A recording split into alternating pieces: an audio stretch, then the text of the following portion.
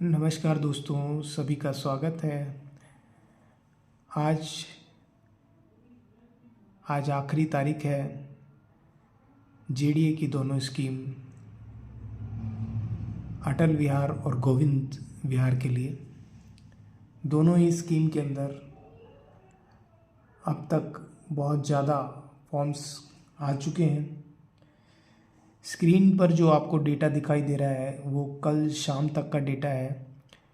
मैं आज तक का करंट डेटा आपके सामने नहीं उपस्थित कर सका हूँ। उसका रीज़न ये है कि अब पब्लिक डोमेन में से वो डेटा मिसिंग है, वो हटा दिया है, या किसी टेक्निकल एरर आप कह सकते हैं कि टेक्निकल एरर की वजह से अब वो डेटा पब्लिक प्लेटफॉर्म पे अवेलेबल नहीं है। एरर कोड आता है पब्लिक प्लेटफॉर्म पे, अब आपको विजिबिलिटी नहीं है उस डेटा की। एक दिन के लिए एक्सटेंड कर दिया गया है। जो 7 तारीख तक इसमें फॉर्म भरने की डेट थी उसको बढ़ा करके अब 8 तारीख कर दी गई है। यानी कि आज रात को 12 बजे तक आप इन स्कीम्स में पार्टिसिपेट कर सकते हैं। ये जो स्क्रीन पर डेटा दिखाई दे रहा है ये कल शाम तक का डेटा है। अटल विहार के अंदर कुल 63,853 फॉर्म इसके अंदर दिखाई दे रहे हैं। इसी डेटा से हम कैलकुलेट कर पा रहे थे कि किस कैटेगरी में प्रोविज़न है, किस कैटेगरी में हमें बेनिफिट लेने के लिए अभी संभावना बची हुई है। हालांकि अब संभावना मुझे कहीं पर भी नहीं दिखाई दे रही है, और मैं आपके सामने अब करंट डेटा भी आपको कल रात तक का बता देता हूँ। कल रात 12 बजे तक आज रात 12 बजे तक आप आवेदन कर सकते हैं। हो सकता है कुछ इंक्रीज़ अभी भी आए, लेकिन मोस्टली जो इंक्रीज़ आना था लोगों के दिमाग में ये था कि 7 तारीख अंतिम तारीख है, तो कल रात तक मैक्सिमम फॉर्म्स आ चुके थे। और आपको ये जानकर के हैरानी होगी कि 1,11,000 फॉर्म आवेदन कल शाम तक आ चुके थे। 1,11,784 आवेदन कल शाम तक आ चुके थे गोविंद विहार परियोजना के अंदर।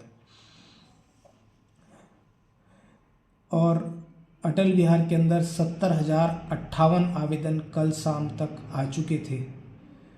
इन दोनों परियोजनाओं की लास्ट डेट जो है वो आज रात 12 बजे 8 फरवरी रात 12 बजे तक आप इसके अंदर अप्लाई कर सकते हैं। ये एक्सटेंड कर दिया गया है।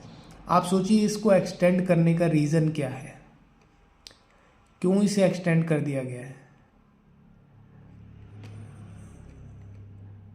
एक बार हम अगर इस पे गौर फरमाएं, ये गोविंद विहार का लास्ट डेटा 7 फरवरी का 1,22,015 दिखा रहा है। 7 फरवरी का जो डेटा है, लेकिन अभी करंट डेटा के हिसाब से जो इजाफा हुआ है 1,11,000 कल रात तक, मतलब दिन भर के अंदर जो फॉर्म आए हैं वो लगभग 7-8 हज़ार फॉर्म और आए हैं। तो मैं उम्मीद करता हूँ 4-5 हज़ार फॉर्म और भी आज तक आ जाएंगे। तो तकरीबन इसका जो कुल फॉर्म्स रहेंगे वो 1,15,000 से 1,20,000 के बीच में गोविंद विहार के अंदर फॉर्म्स एप्लीकेशन आने की उम्मीद है। तो इसमें परसेंटेज बहुत कम हो गया। इससे नुकसान किसको हो रहा है? इससे नुकसान हो रहा है आम जनता को, पुअर क्लास को। एक कल्याणकारी राज्य की जो परिभाषा है, एक वेलफेयर स्टेट की जो परिभाषा है, आपको इससे एक स्थिति समझ में आएगी। आप इस पे थोड़ा सा जोर डालेंगे इस बात के ऊपर तो आपको एक स्थिति समझ में आएगी। वो स्थिति मैं आपके सामने साफ कर ये देता हूँ। एक सोशल वेलफेयर स्टेट जो होता है, एक कल्याणकारी राज्य जो होता है, हमारे कॉन्स्टिट्यूशन में आर्टिकल 38 से 51 तक इसी बात की चर्चा है। देखिए, समाज का पहले बौद्धिक स्तर मैं समझता हूँ ज़्यादा बेहतर था। आज से पहले लोग ये समझते थे कि कल्याणकारी राज्य होना कितना आवश्यक है। क्यों एक राज्य कहते हैं ना, पहले भी ये एक कहावत थी कि जहाँ राजा अगर व्यापारी होगा, जिस देश का राजा अगर व्यापारी होगा, वहाँ आपको न्याय पाने के लिए भी आवेदन करना पड़ेगा और उसकी कीमत चुकानी पड़ेगी।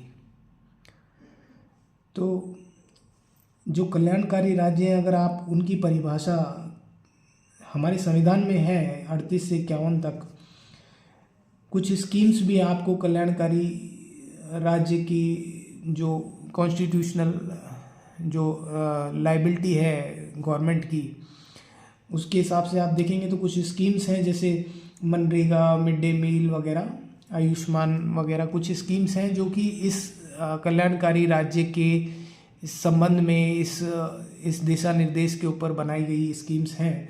लेकिन कल्याणकारी राज्य में आप सोचिए कि कैसे आम जनता का कल्याण होगा अगर एक राज्य के अंदर आप सोचिए आपने फुल फ्रीडम दे दिया, लिबरलाइज कर दिया पॉलिसी को, और आपने सभी को आवेदन करने के लिए क्षमता दे दी। अब सब आवेदन कर सकते हैं। जिसकी इनकम मान लीजिए 50 लाख है, वो भी उतना ही पात्र है लॉटरी के अंदर प्लॉट को लेने का जितना कि वो जिसके पास आवास नहीं है। मतलब इसका इस चीज़ से तो मतलब नहीं है ना, इस चीज़ से तो लेना देना नहीं है कि आप समाज में जिसके पास घर नहीं है ये उसके लिए स्पेसिफिक नहीं है। ये तो एक कॉमन स्कीम हो गई ना। तो अगर कॉमन स्कीम है तो फिर इसका कंपैरिजन उसके साथ भी होना चाहिए। जैसे कि अगर आप देखें तो लॉटरी रेगुलेशन जो एक्ट है, lottery regulation act 1998 section 5 government को पावर देता है, स्टेट गवर्नमेंट को पावर देता है कि लॉटरी की टिकट को आप कंट्रोल कर सकते हैं। आप चाहें तो आपके स्टेट में लॉटरी हो और आप चाहें तो स्टेट में लॉटरी जैसी कोई चीज़ ना हो, क्योंकि पब्लिक इंटरेस्ट और सोशल वेलफेयर क्या कहता है कि गैम्बलिंग, एडिक्शन और फाइनेंशियल डिस्ट्रेस फ्रेडुलेंट स्कीम्स जो होती हैं उनको सबसे ज़्यादा जो शोषण होता है वो लोअर क्लास का होता है उन चीज़ों के अंदर, क्योंकि वो उसके अंदर इंटरेस्ट लेते हैं, गैम्बलिंग में पड़ते हैं, फाइनेंशियल डिस्ट्रेस उनको हो जाता है, उनका जो छोटा मोटा धन होता है वो छीन जाता है उनसे। अब आप सोचिए कि ये इसका कंपैरिजन क्या आपको लॉटरी से करना चाहिए? वो लॉटरी जो कि लॉटरी रेगुलेशन एक्ट 1998 के हिसाब से हमारे यहाँ कानून है, उसके हिसाब से अगर हम चलें तो सेक्शन 7 जो है वो क्रिमिनल इलीगल लॉटरीज के ऊपर पेनल्टी लगाता है, अनऑथराइज सेलिंग को प्रोहिबिट करता है। Indian penal code 1860, public gambling act 1867 इन गैम्बलिंग की जो एक्टिविटी है उनको प्रोहिबिट करता है। लेकिन क्या सिमिलैरिटी आपको दिख रही है इस चीज़ के अंदर?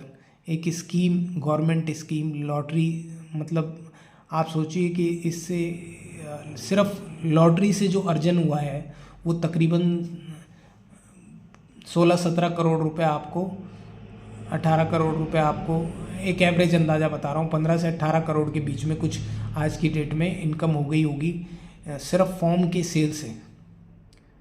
यानी कि जितनी ज़मीन की वैल्यू थी उस ज़मीन की, उन प्लॉट्स की वैल्यू थी, उससे ज़्यादा तो इन्होंने, अगर उसको फुल रेट पे भी बेचते तो उससे ज़्यादा तो लॉटरी की फॉर्म की फीस से कलेक्शन हो गया आपका।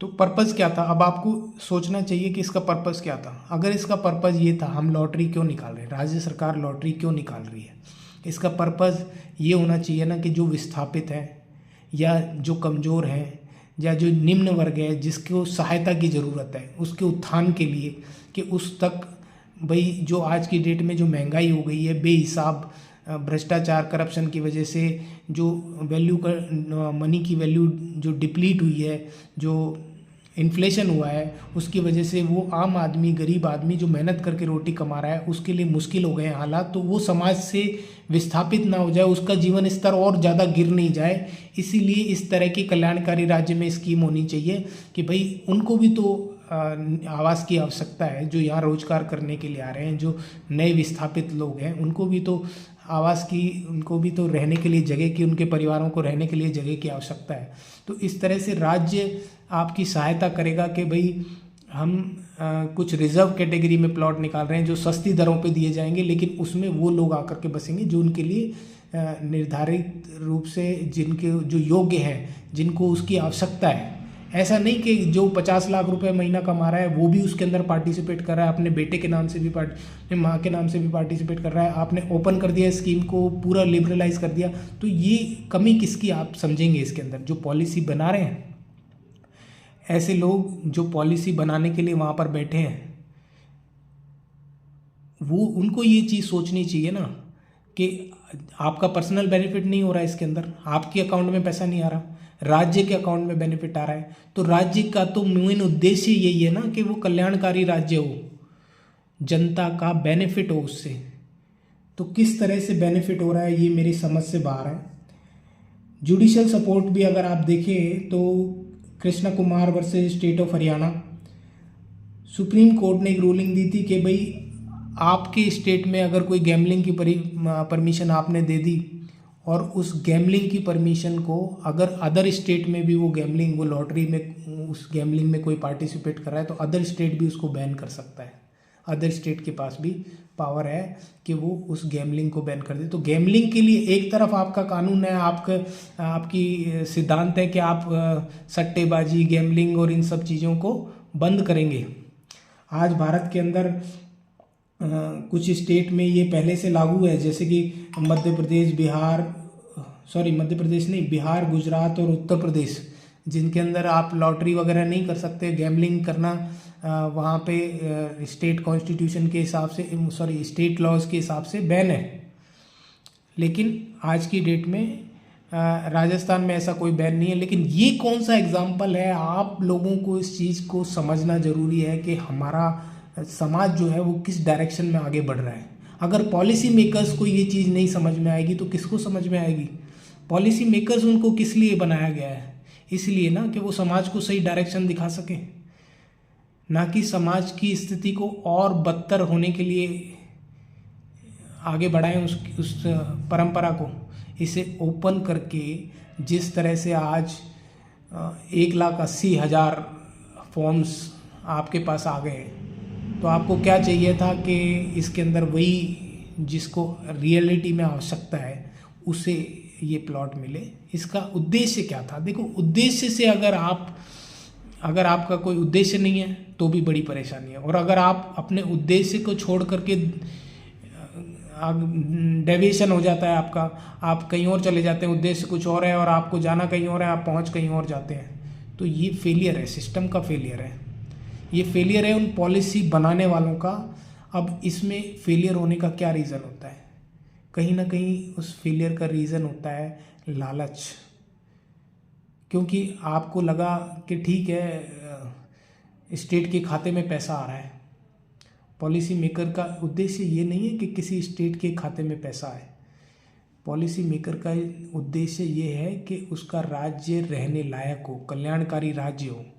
आज जो कल्याणकारी राज्य को फॉलो कर रहे हैं वो ज़्यादातर नॉर्डिक कंट्रीज़, आइसलैंड हो गया, नॉर्वे हो गया, डेनमार्क हो गया, स्वीडन हो गया, जो हैप्पीनेस इंडेक्स जिनका सबसे टॉप पर है विश्व के अंदर, वो कंट्रीज़ हैं। लेकिन ऐसी चाह सिर्फ इसलिए नहीं कि वो लोग अमीर हैं तो वो ये सब कर सकते हैं। साउथ अफ्रीका तो गरीब है, लेकिन वहाँ भी अल्जीरिया के अंदर आप जाएंगे तो आपको, चाहे आप मेडिकल की भी पढ़ाई कर रहे हो, तो फ्री एजुकेशन है, लोगों को घर बना करके देते हैं। जिनके पास घर नहीं है उनको घर दिया जाता है, वहाँ की स्टेट की पॉलिसी है। अल्जीरिया के अंदर भी, साउथ अफ्रीका पूरा गरीब है, लेकिन जिनके पास सही उद्देश्य है उनका सिस्टम में होना ज़रूरी है। सही आदमी सही जगह पर नहीं होगा। गलत आदमी अगर वहाँ पर पॉलिसी निर्धारण कर रहा है तो वो बहुत ही बड़ी तकलीफ़ है इस समाज के लिए। इसे इनडायरेक्ट वे में नहीं लेके जाना है, इसको किसी पॉलिटिक्स पॉइंट ऑफ व्यू से, पॉलिटिक्स के पॉइंट ऑफ व्यू से नहीं देखना है। मैं सिर्फ हमारे समाज की बात कर रहा हूँ। वो समाज जिसको अगर आज हमने संरक्षित नहीं किया तो कल आने वाली पीढ़ी हमको दोष देगी उस चीज़ के लिए। जैसे आज दोष दे रहे हैं कई लोग उस पीढ़ी को जिसने आबादी पे कंट्रोल नहीं किया, वैसे ही कल आप आने वाली पीढ़ी दोष देगी कि आपने सही डायरेक्शन में काम नहीं किया, आपने शिक्षा का स्तर अच्छा नहीं किया, आपने जीवन का स्तर अच्छा नहीं किया। वुमेन की जो कंडीशन है वो इतनी ज़्यादा डिप्लीट हो गई, आज 22 कंट्रीज़ में वॉर चल रही है। तो इसके ये सब जो ओवरऑल सिनारियोज़ हैं वो इसलिए हैं क्योंकि जिनके हाथ में कंट्रोल है वो सही डायरेक्शन नहीं ले पा रहे हैं, सही डायरेक्शन नहीं दिखा पा रहे हैं। और ये हमारी जिम्मेदारी है कि हम उन लोगों को आगे लेकर के जाएं या उन लोगों को चुनें जो सही डायरेक्शन की क्षमता रखते हैं, जिनका मानसिक स्तर इस तरह का है, जो इस तरह से सोचते हैं।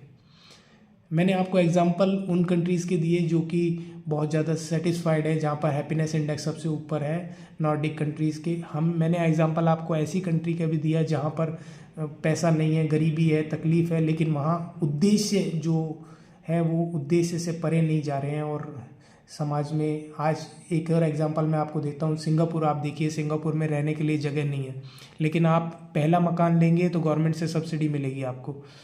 आप दूसरा मकान लेंगे तो आपके ऊपर ना सिर्फ उसकी फुल रेट लगेगी बल्कि एडिशनली पेनल्टी लगेगी, और अगर आप तीसरा लेते हैं तो उसमें कहीं ज़्यादा पेनल्टी लगेगी। मतलब आपके लिए लेना मुश्किल हो जाएगा, इतना गवर्नमेंट का वहाँ का सिस्टम है। गवर्नमेंट खुद मकान बनाती है वहाँ पर, आपको गवर्नमेंट से मकान परचेज करना पड़ेगा।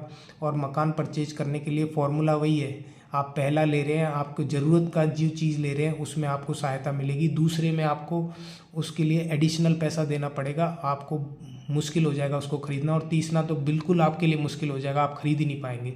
और जो गरीब आदमी है, जो अगर उन्होंने किसी एरिया को बहुत ज़्यादा डेवलप किया है तो उस डेवलप एरिया के अंदर गरीब आदमी के रहने के लिए जगह भी होगी और व्यवस्था भी होगी कि वो सिटी से इजीली अपने स्थल पे कार्य स्थल पर जा सके, आ सके, उस हिसाब से ट्रांसपोर्टेशन भी होगा।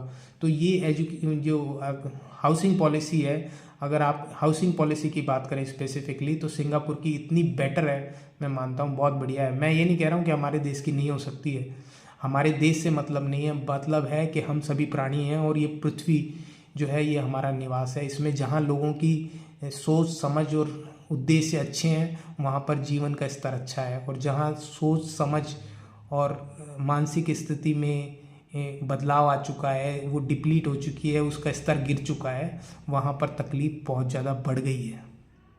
और वो ये सब चीज़ों में आपको नज़र आना चाहिए, आपको ये दिखाई देना चाहिए कि आप अगर आज जाति के नाम पे वोट देंगे, आज अगर आप धर्म के नाम पे वोट देंगे, अगर आज आप एक दूसरे में प्यार नहीं होगा तो उसका परिणाम इसी तरह का होता है। देखिए, भाषण देने के लिए बहुत सारे बाबा होते हैं, और ये मेरा प्रोफेशन नहीं है कि मैं किसी को भाषण दूं, या मैं ये नहीं कहता कि मेरे में इन चीज़ों की समझ ज़्यादा है। मैं तो ये कह रहा हूँ कि ये समझ तो आपको भी है, पर आप इसके ऊपर ध्यान क्यों नहीं दे रहे। ये समझ तो जो मुझे है वो समझ आपको भी है, पर आप इसे महसूस क्यों नहीं कर रहे। मेरा सिर्फ इतना उद्देश्य है, कोई पॉलिटिकल एजेंडा नहीं है। अगर फिर भी मैंने किसी की फीलिंग्स को हर्ट किया है तो उसके लिए मैं माफ़ी चाहता हूँ, किसी को गलत लगा हो तो उसके लिए मैं माफ़ी चाहता हूँ, लेकिन उद्देश्य को समझना बहुत आवश्यक है। आप इस बात को समझें, हम पॉइंट से बिल्कुल डेविएट नहीं हुए हैं। पॉइंट यही था, मेरा उद्देश्य यही था कि ज़्यादातर लोगों तक ये जानकारी पहुँचे कि जिन लोगों को यहाँ पर प्लॉट मिलना चाहिए, कहाँ हमको प्लॉट लेना चाहिए, जो स्कीम है वो बेनिफिशियल है कि नहीं है। और आज भी पॉइंट वही है कि अगर ये इंटरेस्ट से परे हो गया है, अगर इसके अंदर अब कोई उम्मीद मुझे नहीं बची है, तो मैं उसी चीज़ के अंदर आपको दोनों पक्ष बता रहा हूँ। स्थिति पहले अलग थी, स्थिति अब अलग है, और स्थिति के साथ मेरा उद्देश्य बिल्कुल नहीं बदला है। मेरा उद्देश्य तब भी यही था कि लोगों तक सही राय पहुँचे, जिससे लोग अपने जीवन का स्तर ऊंचा कर सके। हाउसिंग के संबंध में, प्रॉपर्टी के संबंध में उन तक सही राय पहुँचे। पहले ये इंटरेस्टिंग था क्योंकि इससे मुझे लगता था कि कुछ लोग जिनको घर की आवश्यकता है, जिनको जीवन के स्तर को अपग्रेड करने के लिए, अपने लाइफ के अंदर डेवलपमेंट लेके आने के लिए आवश्यकता है, उन तक ये जानकारी पहुँचे। और अब मेरा उद्देश्य ये है कि अगर ये ट्रेन जानी थी कहीं और चली कहीं और गई है, तो मैं उन सवारियों को बता